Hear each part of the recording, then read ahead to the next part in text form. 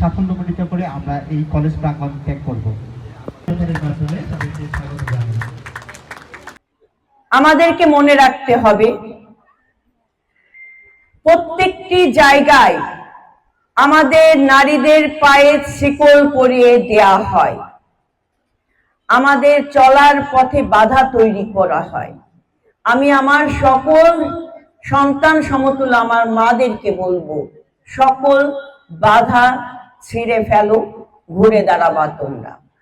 তোমরা হচ্ছে আমাদের জাতির ভবিষ্যৎ, তোমরাই আগামীর বাংলাদেশ, তোমরাই নতুন করে বিনির্মাণ করবা বাংলাদেশকে, যেখানে আইনের সুশাসন, ন্যায় বিচার প্রতিষ্ঠা হবে, যেখানে নারীর সম্মান এবং সম অধিকারের মাধ্যমে আমরা এগিয়ে যাব।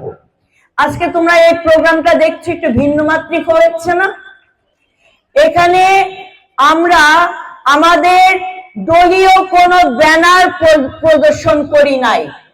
আমার রাজনৈতিক পরিচয় আছে, কিন্তু আমরা যে বাণী দিয়েছি সেই বাণীতে আমি তোমাদের সভাপতি হিসেবে আমি আমার বাণী প্রদর্শন করেছি। আমরা দলীয় পরিচয় এখানে ব্যবহার করিনি। আজকে আমাদের এই পুরো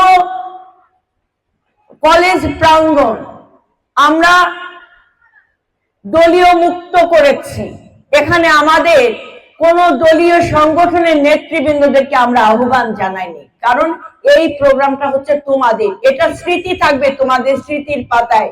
আগামী দিনে তোমরা যখন আমাদের মতো হবা, তখন তোমরা এই স্মৃতিগুলো উপলব্ধি করবা এবং নতুন করে তোমাদের ভবিষ্যৎ প্রজন্মকে স্বপ্ন দেখাবা, গল্প করবা। তোমাদের প্রত্যেকটা স্মৃতি যেন আগামীর ভবিষ্যৎ যেন নিরাপদ হয়, তার জন্য আমরা আমাদের প্রচেষ্টা চালিয়ে যাব। এই শিক্ষা প্রতিষ্ঠানে শিক্ষা অনুপযোগী করার জন্য আরো যে সকল উদ্যোগ গ্রহণ করার প্রয়োজন হবে, অবশ্যই আমরা সকল উদ্যোগ গ্রহণ করব, তোমাদের সাথে থাকবো, তোমাদের পাশে রেখে সুন্দর এই কেরানীগঞ্জকে আমরা গড়ে তুলব। সবাইকে ধন্যবাদ, সবার প্রতি শুভকামনা। ঈশ্বর ভগবান আল্লাহ তোমাদের সকলে সুন্দর ভবিষ্যতের জন্য নিরাপদ করুক, তোমাদের মঙ্গল করি কামনা করে এখানে শেষ।